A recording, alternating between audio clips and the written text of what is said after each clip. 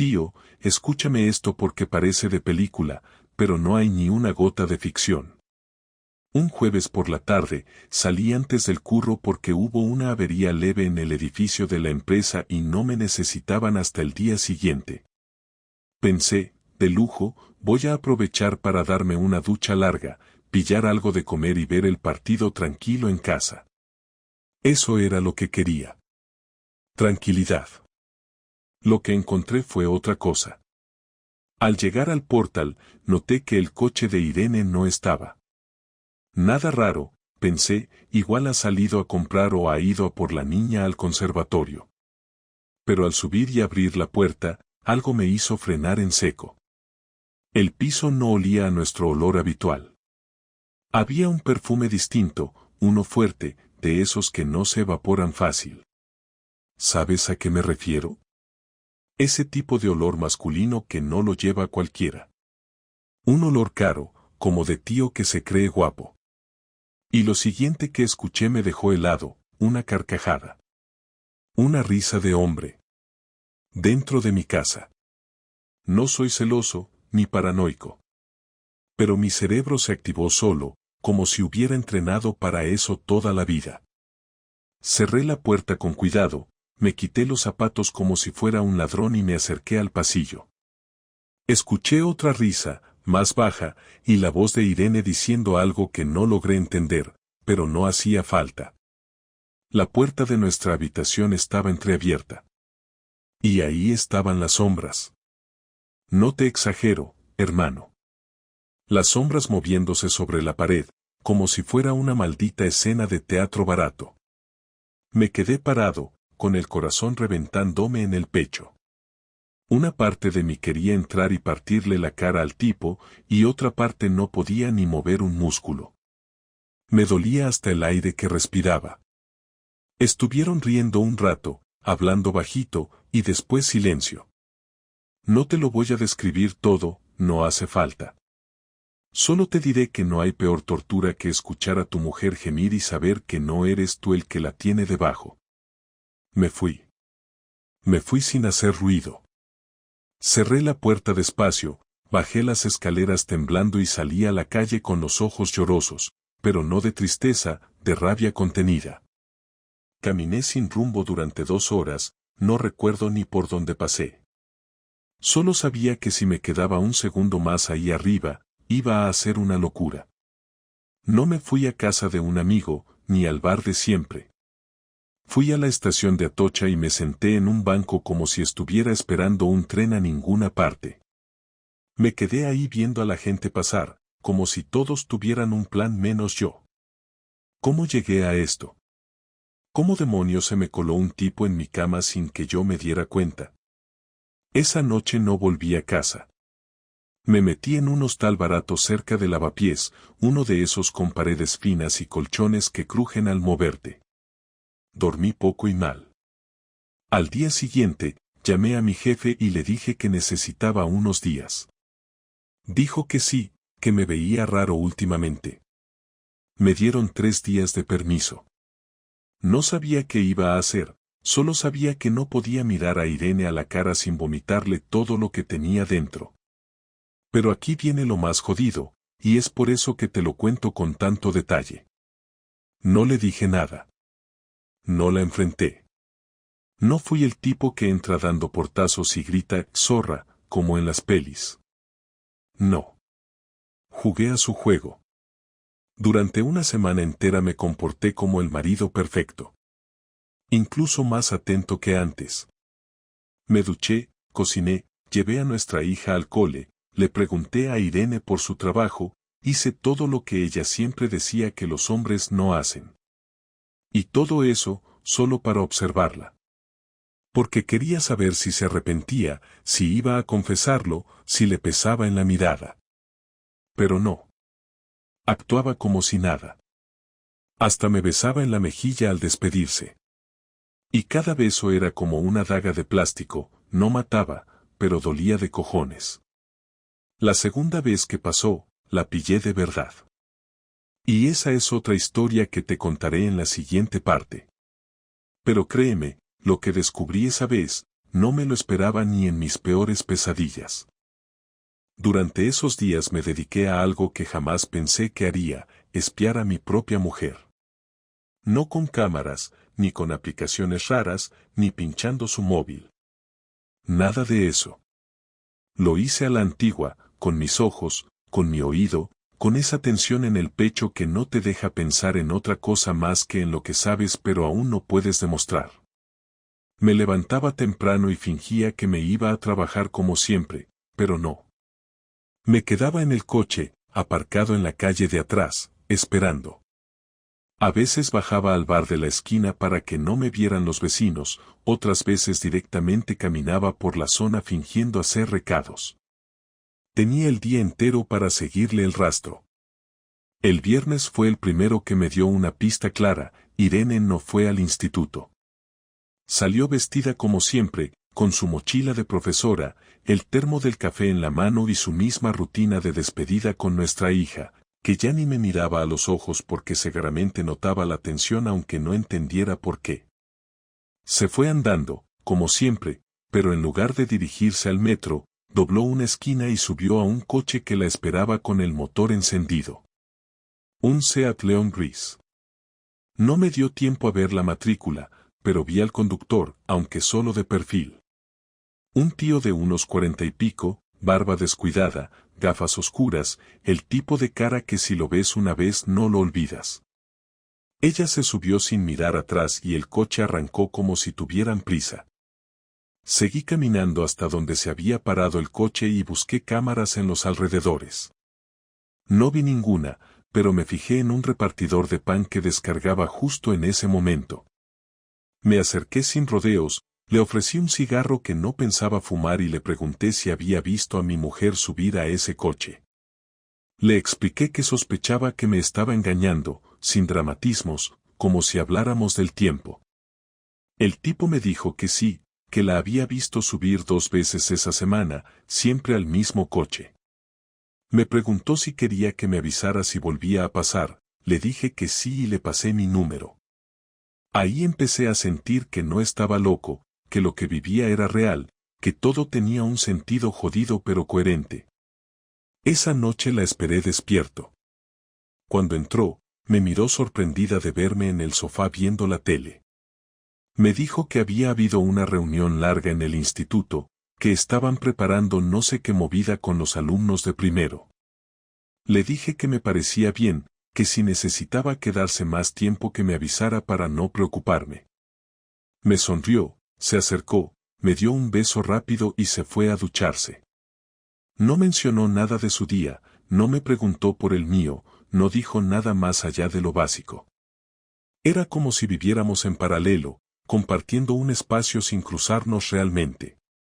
Esa distancia fue lo que más me dolió, porque me hizo ver que no era un error, que no era una aventura esporádica, sino que llevaba tiempo viviendo otra vida conmigo como decorado de fondo. El sábado decidí seguirla sin esconderme. Le dije que iba a casa de mis padres a llevar unas cosas y que me quedaría a comer con ellos. Me fui con el coche, di una vuelta larga por el barrio y me aparqué en doble fila cerca de casa, esperando a que ella saliera. Y salió.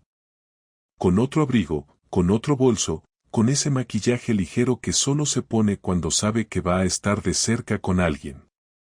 Caminó tranquila, sin prisa, con esa seguridad que da pensar que nadie te está viendo. Yo iba 2 coches detrás, manteniendo la distancia. La seguí hasta el centro, donde la vi entrar en una cafetería de esas modernas, con mesas de madera y luces cálidas. Me aparqué en la esquina, bajé del coche y esperé a que el coche gris apareciera.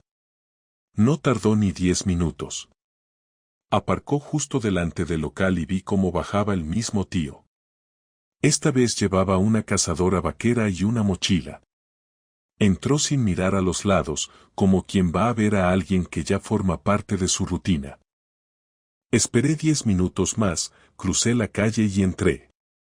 No hice ninguna locura, no monté ningún espectáculo, simplemente pedí un café en la barra y me giré hacia donde ellos estaban sentados. Allí estaban, en una mesa del fondo, riéndose, con las manos juntas sobre la mesa, sus miradas pegadas como si el mundo no existiera. Me acerqué 2 pasos, lo suficiente para que ella me viera. Y me vio. Se quedó blanca. Lo primero que hizo fue soltarle la mano a él, como si eso borrara todo lo anterior. El tipo me miró y no entendió nada. Le dije, disculpa, soy su marido, pero tranquilo, ya me marcho. Me giré, dejé el café sin tocar y salí del local con la sangre ardiéndome en las venas. Esa misma tarde me fui a casa de mi amigo Julio. Le conté todo. Me dijo que la enfrentara, que no me quedara con las dudas, que si ya lo había visto con mis propios ojos no había nada más que pensar. Pero yo quería algo más. Quería saber quién era ese tipo, qué lugar ocupaba en su vida, si era un imbécil cualquiera o alguien que llevaba más tiempo de lo que imaginaba revolcándose en lo que era mi casa. Así que hice lo que tenía que hacer, me metí en el ordenador del salón cuando ella no estaba. No busqué mensajes ni correos. Fui directo a su calendario de Google, que ella siempre usaba para programar clases particulares. Allí encontré su nombre, Julián. Nombre común, sí, pero suficiente para empezar. Vi que lo tenía agendado 3 veces por semana, en horarios distintos. Vi direcciones, referencias, incluso alguna nota tipo llevar el libro o ver si quiere repetir el viernes. No era solo un amante, era alguien que ya tenía su espacio ganado, como si formara parte de su trabajo. El lunes no fui a trabajar. Volví a seguirla, esta vez hasta uno de los pisos que aparecía en el calendario. Un cuarto sin ascensor, en una calle tranquila. Esperé en la acera de enfrente. Cuando bajó él, salí del coche y me crucé con él en la acera. Me paré delante, lo miré a los ojos y le pregunté, Julián, ¿no? Me miró extrañado y dijo que sí, que me conocía de algo. Le respondí, no creo, soy el marido de Irene. Lo que vino después fue un silencio tenso. Se quedó sin palabras, se tocó la barba nervioso y me dijo que no sabía que ella seguía casada. Le dije que ahora lo sabía. Me fui sin darle opción a responder más. No me interesaba su versión. Esa noche dormí en el coche, enfrente de casa. La vi llegar, entrar, cambiarse la ropa, mirar el móvil. La rutina de siempre. Pero yo ya no era el mismo. Ahora tenía claro todo. Ya no era una sospecha. Era una certeza. Lo que no sabía era cómo iba a enfrentarla, pero tenía claro que no iba a callarme más. Me debía eso a mí mismo. La noche que decidí enfrentarla fue un martes. No había nada especial en ese día, y quizá por eso lo elegí. No quería hacerlo un fin de semana ni en una fecha con significado. Quería pillarla desprevenida, sin que pudiera preparar una versión ni buscar un tono dulce para disimular. Esa tarde llegué a casa antes que ella, dejé las luces encendidas y me senté en el sofá con una cerveza abierta que ni siquiera toqué. Tenía los documentos del coche en la mesa, un par de sobres viejos, un bolígrafo, cualquier cosa que me ayudara a parecer calmado aunque por dentro sintiera que estaba a punto de explotar. Cuando oí el sonido de la llave girando en la cerradura, se me secó la boca. Entró hablando por teléfono, riéndose. Ni siquiera me había visto. Colgó, dejó las llaves en el cuenco de la entrada y se giró hacia mí. Anda, que pronto hoy, dijo sonriendo, pero en cuanto notó mi cara su sonrisa se borró. Tenemos que hablar, le solté sin levantarme. Se quedó quieta, con el bolso colgando del brazo, y tardó unos segundos en responder. ¿Qué pasa? No dije nada, solo la miré. Me observó, miró la mesa, buscó alguna pista de lo que iba a venir. ¿Has estado bebiendo?, preguntó con un tono que ya mezclaba nervios y defensa. No. He estado pensando, le contesté. Pensando en ti, en mí, en lo que llevas haciendo estos meses. Se le tensó la mandíbula y me dijo que no entendía a qué me refería. No empieces con eso, por favor, solté. Sé lo de Julián. No necesitaba añadir más. La cara que puso fue la confirmación definitiva. No hubo sorpresa, solo una expresión que mezclaba miedo y resignación. Se sentó en el sillón frente a mí sin decir nada durante unos segundos. ¿Quién te lo ha dicho?, preguntó finalmente. No hace falta que nadie me lo diga, lo he visto. Los vi juntos. En la cafetería, en su piso, en todas partes. Me miró fijamente, intentando medir cuánto sabía realmente. ¿Qué quieres que te diga, Álvaro?, respondió por fin. Ya lo sabes. No voy a negarlo. Esa frialdad me golpeó más que la propia traición. No había lágrimas, no había disculpas, no había ni una pizca de culpa en su tono. Era como si estuviera hablando de algo inevitable, como si la decisión ya la hubiera tomado hace mucho tiempo y yo solo estuviera llegando tarde a enterarme. ¿Desde cuándo?, pregunté. Ella suspiró, miró al suelo y dijo, desde hace unos meses. ¿Cuántos meses?, insistí. 5 o 6, no lo sé exactamente. 5 o 6 meses, repetí casi gritándolo. 5 o 6 meses entrando en mi cama después de acostarte con otro. No me contestó. Se quedó callada, mirando al suelo, mordiéndose el labio. ¿Por qué?, dije más tranquilo, aunque me temblaba la voz. Te faltaba algo, te traté mal, te aburrías. No lo entenderías, respondió. Inténtalo, le dije. Explícamelo, porque necesito entenderlo para no romper nada ahora mismo. Ella levantó la mirada y dijo algo que no esperaba. No se trata de ti, Álvaro. No es que me faltaras tú. Es que me faltaba yo. Me quedé helado. ¿Cómo que te faltabas tú? ¿Qué mierda de excusa es esa? No me insultes, por favor. Llevamos años haciendo lo mismo, viviendo igual, sin novedad, sin emoción, sin nada que me hiciera sentir viva. Todo estaba bien, pero yo no, y un día él me escuchó, y me sentí diferente, sentí que volvía a ser alguien. Alguien, una mujer que miente, que engaña, que se mete en una cama ajena mientras su hija duerme en la habitación de al lado.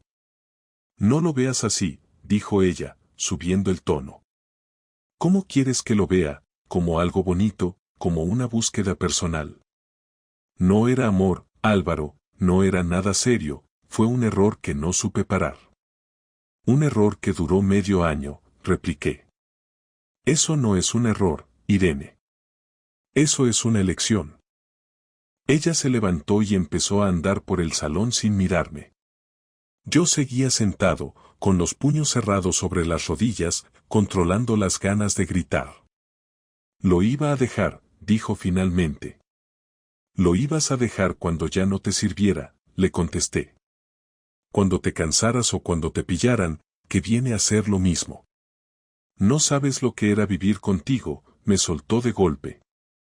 Te has pasado años encerrado en tus rutinas, sin interesarte por nada fuera del trabajo y la casa.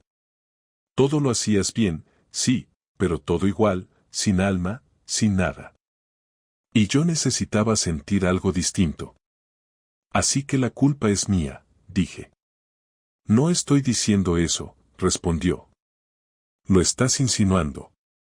Que si yo hubiera sido más divertido, más atento, más emocionante, no habrías tenido que irte con ese imbécil. No lo llames así, dijo ella. Lo llamo como me da la gana, que para eso me ha quitado la poca dignidad que me quedaba. El silencio que vino después fue pesado. Solo se escuchaba el reloj del comedor. Me levanté despacio, me acerqué a ella y le dije en voz baja, quiero que me lo digas a la cara, ¿lo sigues viendo? No contestó. Respóndeme, insistí. No. ¿No lo ves o no quieres decirlo? No lo veo, dijo finalmente. ¿Desde cuándo? Desde hace una semana. justo desde que me viste en la cafetería, ¿verdad? No lo negó. Entonces no lo dejaste, te descubrieron. No cambiaste nada, simplemente te pillaron. No hay valentía ni arrepentimiento en eso. Ella volvió a sentarse, se tapó la cara con las manos y murmuró algo que no entendí. Habla más alto, le pedí. No sé qué hacer, dijo. Pues empieza por asumir lo que has hecho, le respondí. No te voy a echar hoy, ni voy a gritarte delante de la niña, pero a partir de ahora quiero claridad. No más mentiras. No quiero dormir contigo, no quiero fingir que somos una pareja normal. Vamos a seguir bajo el mismo techo hasta que decida qué hacer, pero que te quede claro, esto se ha terminado. Se levantó y me miró como si no esperara tanta frialdad. ¿De verdad vas a hablar así, después de todo lo que hemos vivido? Después de lo que hemos vivido, sí. Porque precisamente sé lo que valía y lo que has tirado. Ella intentó acercarse, pero di un paso atrás. No quiero que me toques, le dije. Ni una sola vez más. Álvaro, por favor, murmuró, pero no se movió. Te juro que no era lo que quería. Claro que no, respondí. Nadie quiere ser infiel, solo lo son. Nadie planea destruir a su familia, solo lo hace poco a poco y luego dice que fue un accidente. Pero tú sabías lo que hacías. Cada vez que salías de casa, cada vez que me mentías, cada vez que lo elegías a él. Ella se echó a llorar, pero no era un llanto fuerte ni desesperado, era uno contenido, como el de alguien que no llora por dolor sino por frustración. Me fui a la habitación, cerré la puerta con llave y me senté en la cama. Estuve horas escuchando el silencio. La escuché moverse por el pasillo, oír cómo abría la nevera, cómo se sentaba en el sofá. No intentó hablarme otra vez. Cuando me levanté al día siguiente, ella ya estaba despierta, preparando el desayuno para la niña. Todo parecía igual, pero nada lo era. Me saludó con un buenos días mecánico y yo respondí igual. Pasé el día entero fuera, sin rumbo, sin saber si estaba más cerca de querer romperlo todo o de quedarme a mirar cómo se desmoronaba por sí solo. Al llegar por la noche, encontré una carta en la mesa. La había escrito ella. Decía que no quería que nuestra hija creciera viendo cómo nos odiábamos, que no quería justificar lo que había hecho, pero que tampoco iba a pedir perdón una y otra vez porque no cambiaría nada. Decía que necesitaba tiempo, que pensaba irse unos días a casa de su hermana, que prefería dejarme espacio y que cuando los ánimos se calmaran hablaríamos con calma. Terminé de leerla sin saber si romperla o guardarla. La doblé y la metí en un cajón, no porque creyera que valía algo, sino porque aún no estaba listo para tomar ninguna decisión definitiva. Esa noche dormí por primera vez en nuestra cama sin que ella estuviera al lado, y aunque no pegué ojo, al menos no tuve que fingir que todo seguía en pie. La semana siguiente fue un desierto emocional. Ella se fue con la maleta y yo me quedé con la niña. Intenté mantener las rutinas, hacer que nada pareciera diferente, pero la casa olía a vacío. No a tristeza, a vacío. Durante esos días, en los que el silencio era casi una compañía, empecé a pensar en que quizá el dolor no era lo peor. Lo peor era la costumbre rota, el hueco que deja la rutina cuando descubres que no era amor lo que sostenía todo, sino la inercia. Y en medio de esa calma tensa, se me ocurrió algo. No iba a destruirme por ella. Iba a devolverle el golpe de una forma que no olvidara nunca. Y eso, te lo juro, lo hice con una frialdad que ni yo conocía en mí. En los días que siguieron no hablé con ella ni una sola vez. Irene se había ido a casa de su hermana con una bolsa de ropa y el mismo tono de víctima que había usado en la carta, como si ella fuese la que necesitaba que la entendieran, como si mi reacción hubiese sido excesiva. No respondí a sus mensajes ni a sus intentos de llamarme. Quería espacio, sí, pero también necesitaba tiempo para trazar algo más que una simple salida de la relación. No iba a limitarme a firmar papeles y repartir muebles, no después de haber vivido 6 meses compartiendo cama con alguien que ya no me consideraba parte de su vida, no después de haber escuchado con mis propios oídos cómo justificaba lo que había hecho sin ni siquiera bajar la cabeza. Yo no soy un santo, pero tampoco un idiota. Así que decidí moverme sin ruido. La primera persona con la que hablé fue Raquel, una amiga de la infancia que trabajaba en una gestoría. Le conté lo justo, sin entrar en detalles emocionales. Le dije que necesitaba asesoramiento rápido para una posible separación, saber qué pasos dar sin que me pillaran desprevenido. Raquel no preguntó más de la cuenta, tomó nota, me explicó lo que debía recopilar y quedó en avisarme cuando tuviera algo concreto. Luego llamé a un cerrajero y le pedí que cambiara la cerradura de casa. No porque tuviera miedo de que Irene entrara sin avisar, sino porque era un símbolo necesario. Quería que cada vez que pensara en volver, recordara que ya no podía entrar como si nada. Durante esos días también hablé con nuestra hija, sin contarle nada explícito. Solo le dije que su madre necesitaba descansar y pensar, que a veces los adultos tienen que resolver cosas que no siempre son fáciles de explicar. Ella no hizo demasiadas preguntas. Me bastó con ver que no se mostraba sorprendida. Los niños no son tontos, y menos cuando viven en un entorno donde los silencios pesan más que las palabras. En casa, todo seguía funcionando igual, desayunos, deberes, lavadoras. Pero por dentro yo estaba reuniendo todo lo que necesitaba para la siguiente parte. No quería hacerle daño a Irene por despecho. No iba a publicar nada, ni a contarle a todo el mundo lo que había hecho. Pero sí quería que sintiera, aunque fuera por un segundo, una fracción del vacío que me había dejado. No era cuestión de orgullo herido, era justicia. Así que me tomé una tarde para recoger todas sus cosas en casa, ropa, cosméticos, papeles, recuerdos, todo lo que ella consideraba suyo. Lo empaqueté en cajas, las sellé con cinta aislante y las dejé en el trastero. Luego, llamé a su hermana y le pedí que Irene pasara a recogerlas en los próximos días. Su hermana, que sí sabía más de lo que aparentaba, intentó decirme algo, pero le corté en seco. No me interesa lo que tengas que decir, esto es entre Irene y yo. Colgó sin responder. El siguiente paso fue el más delicado. Conseguí, a través de un contacto de Raquel, el número del tal Julián. No me interesaba hablar con él. Ya había tenido bastante con su cara de imbécil cuando lo enfrenté aquella vez.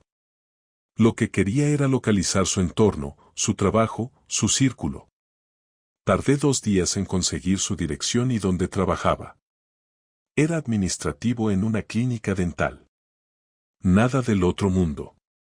Un tipo cualquiera, con una vida plana, pero que había encontrado emoción metiéndose en la vida de otro. Esperé al viernes por la tarde y fui hasta allí.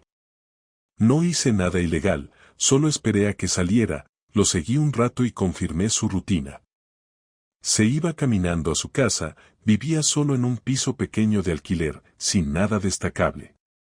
Volví a casa y esa noche dormí mejor que en toda la semana. El lunes siguiente, Irene apareció por casa sin avisar. Tocó el timbre a las 8 de la tarde. No le abrí. Le hablé desde el portero. Tus cosas están en el trastero. Puedes recogerlas cuando quieras, pero no puedes entrar más sin permiso. Me pidió por favor que le dejara pasar, que necesitaba hablar, que no quería que esto se convirtiera en una guerra. No hay guerra, Irene. Solo límites. Y este es uno, le respondí. Se quedó un rato en la puerta, supongo que esperando que me arrepintiera. No lo hice. Se fue sin decir nada más. Esa noche le escribí un mensaje. Le dije que me parecía bien que habláramos, pero que no fuera en casa. Le propuse vernos en una cafetería del centro, un lugar neutro. Quería que fuera ella quien diera la cara sin el refugio del entorno conocido. Aceptó sin discutir. Nos vimos el miércoles siguiente. Llegó puntual, vestida como si fuera una entrevista de trabajo. Se sentó frente a mí con un café que no probó. Me dijo que había estado pensando, que se sentía mal, que lo que había hecho no tenía justificación y que entendía mi rabia. No dije nada durante un rato. Dejé que hablara. Escuché todo su discurso. Al final le pregunté, ¿por qué crees que estamos aquí? Me miró confundida. Porque tenemos que aclarar lo que vamos a hacer. No, Irene. Estamos aquí porque tú ya no formas parte de mi vida. Solo estamos negociando cómo va a ser tu salida. Intentó interrumpirme, pero levanté la mano. Tú elegiste otra persona. Lo hiciste sabiendo lo que tenías en casa, sabiendo lo que significábamos tú y yo. Ahora yo elijo no perdonarte, no porque sea cruel, sino porque no quiero vivir con alguien que me miraba a los ojos sabiendo que estaba mintiendo. No necesito eso en mi vida, y nuestra hija tampoco. Se quedó en silencio, con la mirada baja. ¿Vas a pedir el divorcio ya?, preguntó. Sí. Y voy a pedir la custodia compartida. Tú tienes derecho a verla, pero no vas a volver a vivir en esa casa. Ya lo hablé con el abogado. No quiero pelearme contigo, dijo. Tampoco yo. Pero eso no cambia lo que decidiste hacer. Me pidió que por favor no la hundiera, que no dijera nada en el colegio, que no se enteraran los padres de los alumnos. No voy a decir nada a nadie, Irene. Pero no me pidas que te proteja como si fueras una víctima. Esto lo has causado tú. Esa noche, cuando volví a casa, me senté con nuestra hija y le conté que mamá y papá ya no iban a vivir juntos. No le conté el motivo, no hacía falta. Solo le dije que la íbamos a querer igual, que íbamos a hacer todo lo posible para que estuviera bien. Ella se quedó callada un rato y luego me abrazó. Me dijo que lo sospechaba, que se notaba en el ambiente. Y ahí entendí que los niños no necesitan explicaciones, solo necesitan verdad y seguridad. En los días siguientes, Irene recogió sus cosas, firmamos los primeros papeles del proceso y cada uno empezó a construir su vida por separado. Pero a mí no me bastaba con eso. Sabía que ella estaba intentando volver a su rutina, como si todo fuera un paréntesis doloroso, pero no definitivo. Y yo no iba a permitir que se saliera con la suya tan fácilmente. Quería que se le clavara lo que hizo, que tuviera que vivir con ello cada vez que mirara atrás. Así que me fui a buscar a alguien que podía ayudarme a darle el golpe final, uno que no doliera por fuera, pero que no olvidara jamás. Y esa parte, te la cuento después, porque fue la más precisa de todas. Ni rabia, ni golpes, ni insultos. Solo una decisión calculada que le hizo ver lo que realmente había perdido.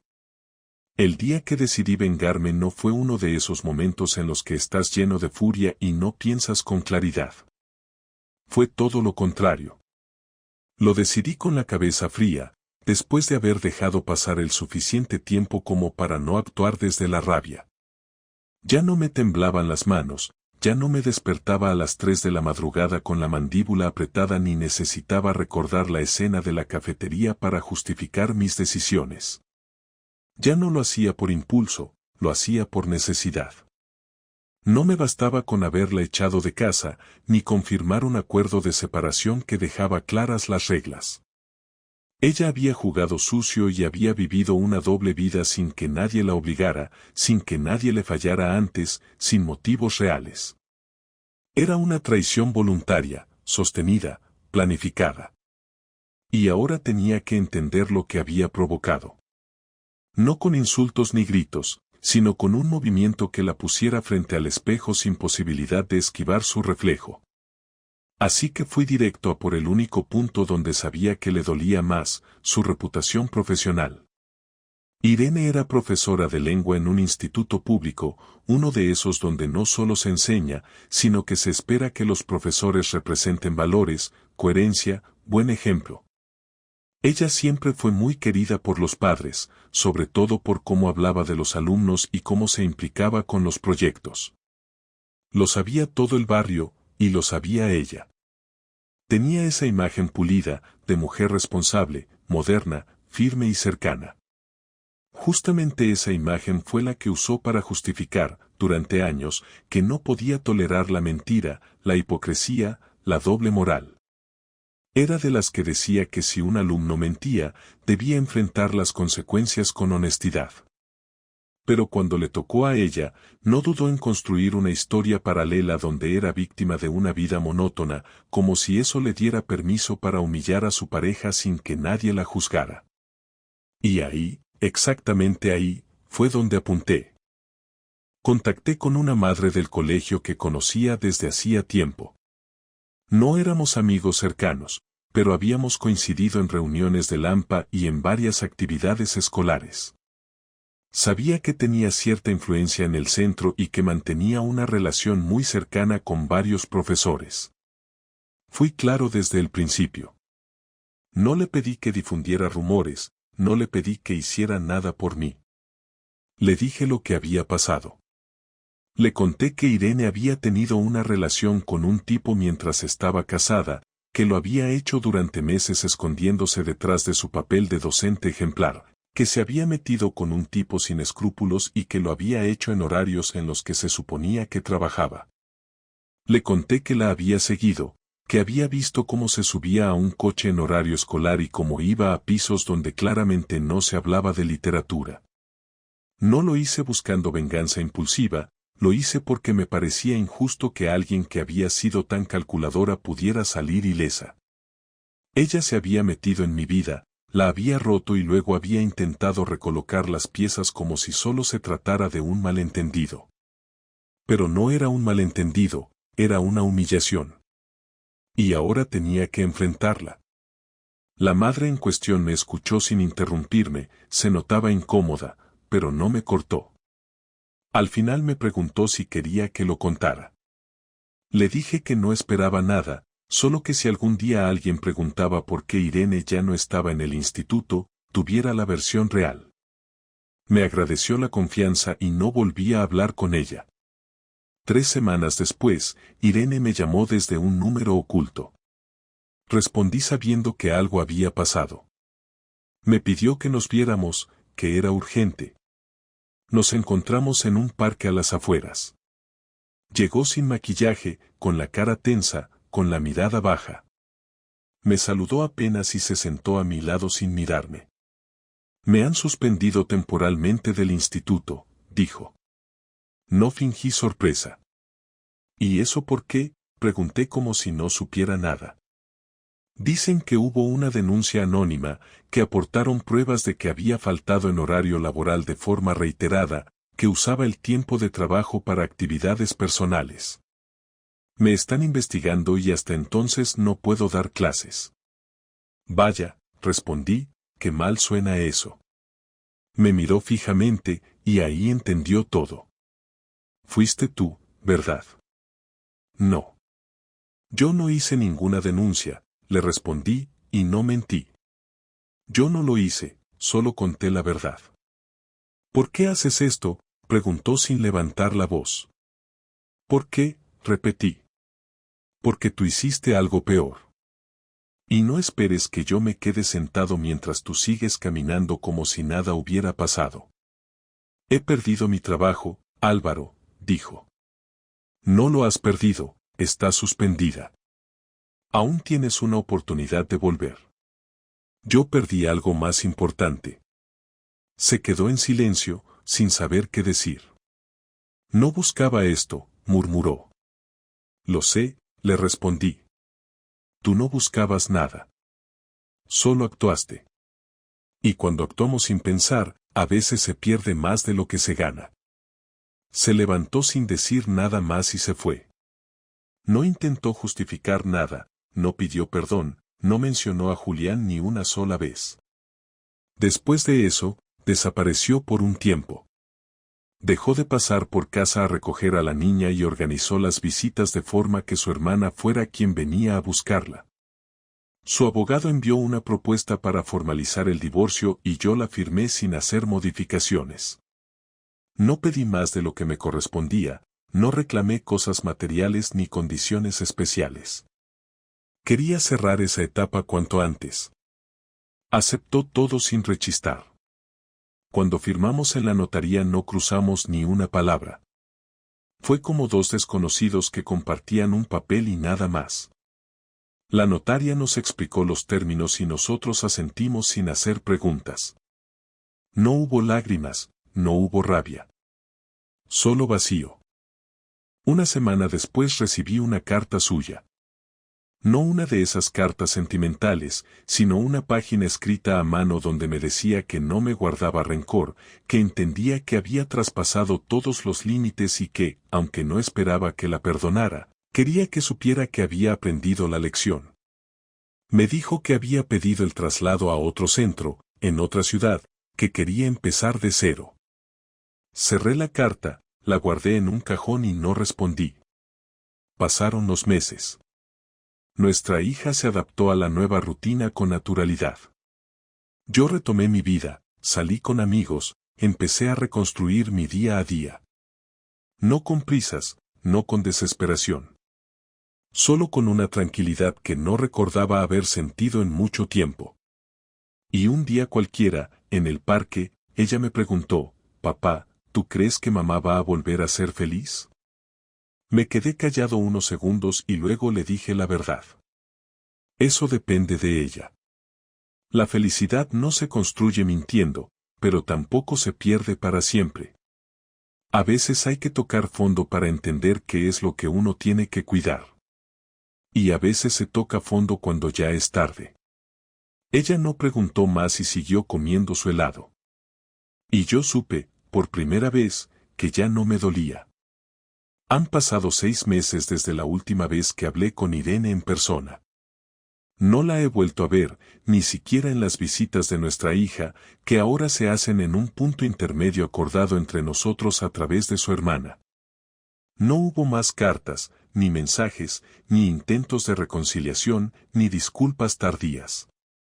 Fue como si finalmente entendiera que no quedaba nada que rescatar, que no había punto de retorno, que su tiempo en mi vida había caducado definitivamente. No puedo decir que haya sido fácil, porque no lo ha sido.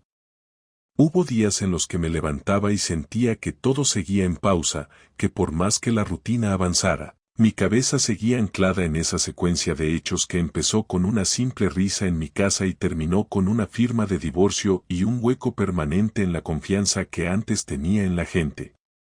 Pero también hubo momentos en los que respiraba hondo al llegar a casa, cerraba la puerta y sentía que todo estaba en orden, que nada me faltaba, que ya no tenía que fingir ni compartir espacio con una persona que llevaba meses actuando como si yo fuera invisible.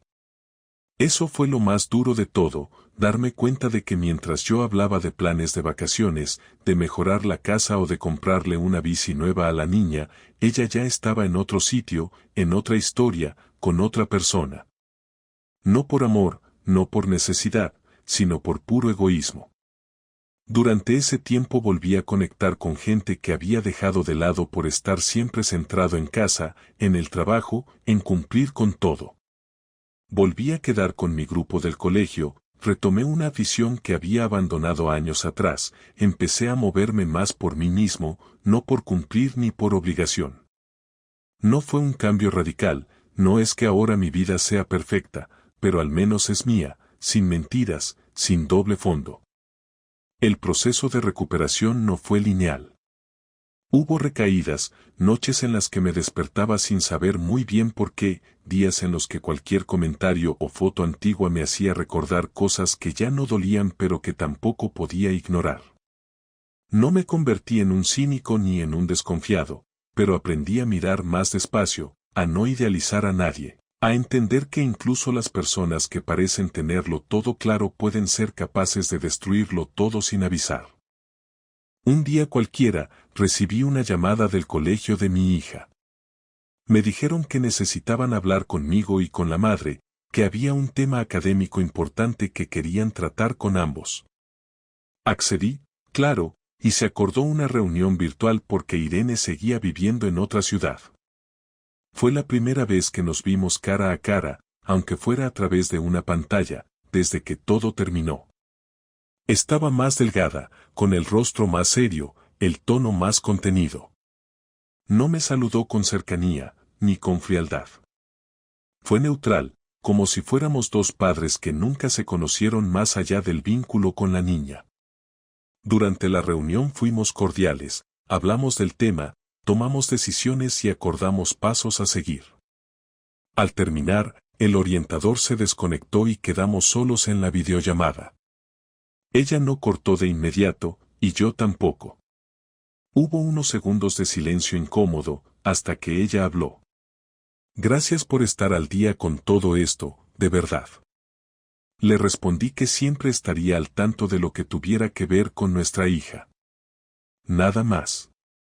Ella asintió y dijo que había entendido muchas cosas con el tiempo, que no esperaba que yo la perdonara, pero que le alegraba ver que nuestra hija estaba bien. Le dije que no hacía falta que me dijera nada más, que no tenía sentido hablar del pasado cuando lo único que nos une ahora es el presente de la niña. Solo quería que lo supieras, insistió. No busco nada, solo cerrar algo que dejé mal. Asentí sin añadir nada, ella colgó y ahí terminó esa última conversación. Con el tiempo, aprendí que la traición no se mide solo por el acto en sí, sino por todo lo que lo rodea. Irene no solo me engañó, también me quitó la posibilidad de confiar, de dormir tranquilo, de mirar a alguien sin pensar en todo lo que puede estar escondido detrás de una sonrisa. No le deseo mal, pero tampoco le deseo bien, simplemente me es indiferente. Eso es lo que queda cuando superas algo de verdad, no odio, no amor, solo indiferencia. Y esa indiferencia es la que me permite seguir adelante sin arrastrar esa historia como una maleta llena de cosas que ya no necesito. No busqué revancha en cada paso que di después, pero tampoco me detuve a pensar si ella estaría viendo mis movimientos, si estaría pendiente de cómo me iba. Me centré en vivir sin miedo, sin necesidad de demostrar nada a nadie, sin cargar con un pasado que no fue mi culpa. Un par de semanas atrás, fui con mi hija al centro comercial a comprarle ropa. Mientras caminábamos por uno de los pasillos, me pareció verla a lo lejos. Una mujer con el mismo corte de pelo, la misma forma de andar. Mi corazón dio un pequeño salto, pero luego volví a mirar a mi hija, que me hablaba de una camiseta con dibujos de planetas, y todo volvió a estar en su sitio. No era ella. ¿O sí? Ya no importaba. Había dejado de importar. En ese momento supe que ya no había nada que me atara a esa historia, que el capítulo estaba cerrado de verdad, no con rabia, no con rencor, sino con la certeza de que todo lo que tenía que pasar, ya pasó. Esa noche, después de cenar, mi hija me preguntó si alguna vez volvería a tener pareja. Le dije que no lo sabía, que a veces las cosas llegan sin buscarlas y otras veces es mejor estar solo que mal acompañado. Se rió y me dijo que yo cocinaba mejor que muchos padres de su clase. Le di las gracias y seguimos viendo una película. Y mientras la veía dormirse en el sofá, pensé que quizá, después de todo, no había perdido nada que valiera realmente la pena. Porque lo que tenía delante, eso sí que era mío, eso sí que era verdadero. Y si algún día aparece alguien más, será porque me aporta paz, no porque llene un vacío. Porque ya no hay vacío. Solo hay espacio para lo que merezca quedarse. Lo demás, que se quede fuera, donde siempre debió estar.